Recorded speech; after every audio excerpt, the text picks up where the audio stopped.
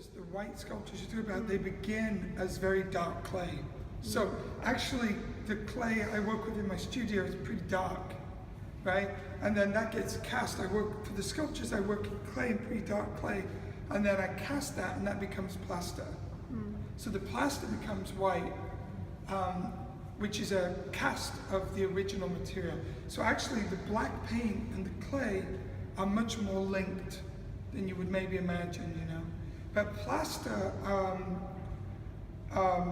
when I draw on top of plaster, it's black on top of white, right?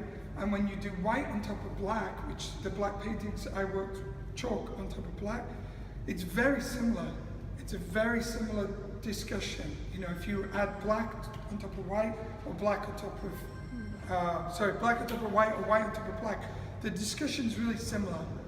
It's more about like structure and contrast and these issues.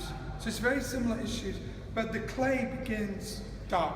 So when I was working with the black paint, it actually felt like clay to me. Yeah, it felt much more linked to clay. And much more linked to that material, you know. The idea of walking, of movement is quintessential to sculpture, and you see it again and again and again, which is sculpture by its very nature is static, pretty much, right? You know it's not going to move.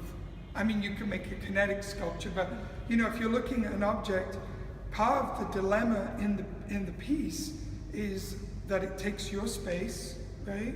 When a painting's on the wall, it doesn't challenge your reality.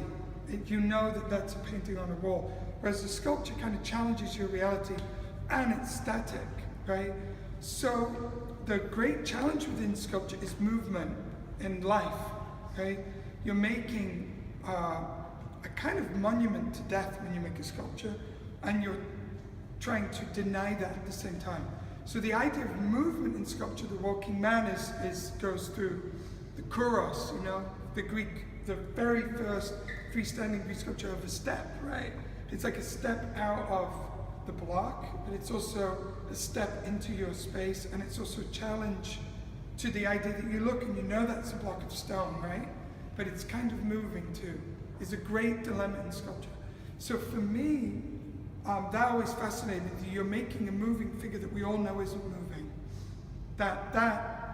Bringing that dichotomy to the front, to the thing, is to me fascinating in sculpture. When sculpture appears to move and you know it doesn't. When it appears to be in your reality, but it's not. Those were ideas I got really fascinated by in sculpture, but they're also really the genesis of art, which is, we all know art has no real reason, has no real purpose, it's not real, right? But it somehow feels real, or the dilemma within it makes you sensitive to these things. So when I did the moving figures and the energy, and they were very, I wanted the sculptures to be filled with this kinetic energy, even though they're flat, or they're super fragile, or they're just objects, you know. That to me was a really important dilemma at the time. But I'm not doing that anymore, so that's kind of past. Talking about it, I feel like I'm talking about someone else, interestingly, because I can't do it anymore. And what will happen to me is I'll try and do it, and then it fails a couple of times, and then I have to stop.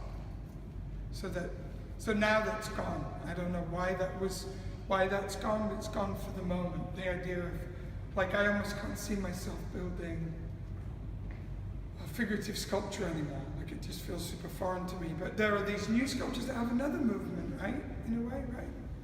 But you know, but sculpture, I love the idea of movement within sculpture, or action, or a narrative within a sculpture. You know, is a really interesting, sort of strange dilemma. You know.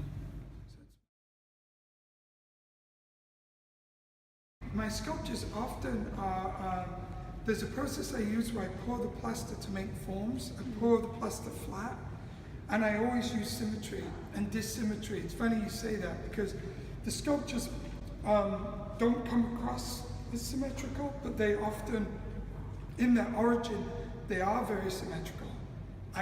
They just get kind of pulled apart as they get made.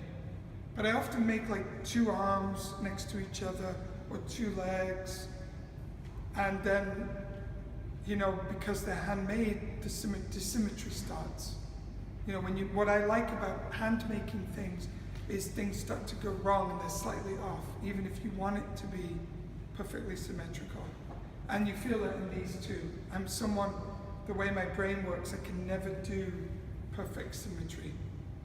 And then you play with that space between symmetry.